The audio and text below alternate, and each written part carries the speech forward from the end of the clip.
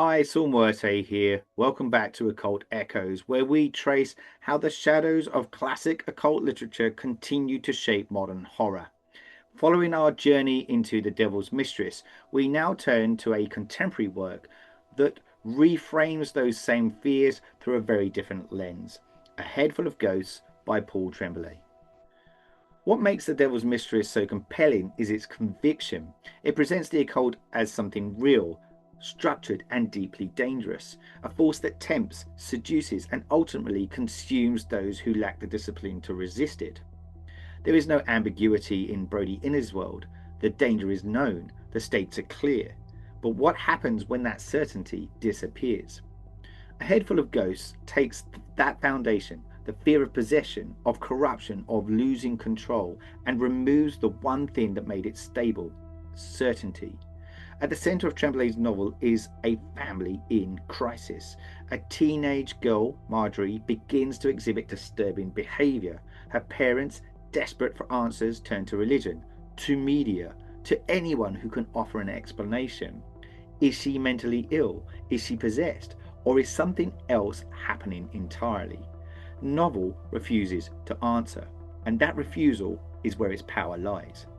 Where The Devil's Mistress warns of the dangers of giving yourself over to dark forces, A Head Full of Ghosts asks a far more unsettling question. What if the real danger is not belief, but the inability to know what to believe? One of the most striking elements of Tremblay's novel is its use of perspective. The story is filtered through memory, specifically the recollections of Marjorie's younger sister, Mary. But those memories are shaped by time, trauma, and external influence.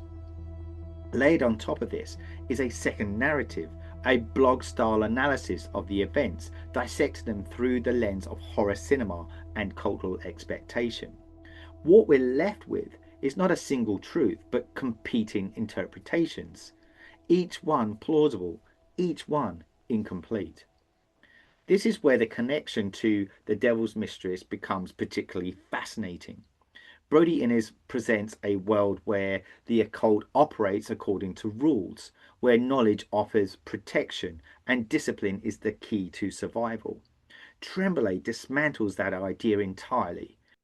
In A Head Full of Ghosts, knowledge doesn't protect, it confuses, it fragments. Every attempt to understand what's happening only deepens its uncertainty. And then there's the role of performance. In Brody Innes' world, the occult is hidden, practiced in secret, guarded by those who understand its power. In Tremblay's novel, it becomes spectacle.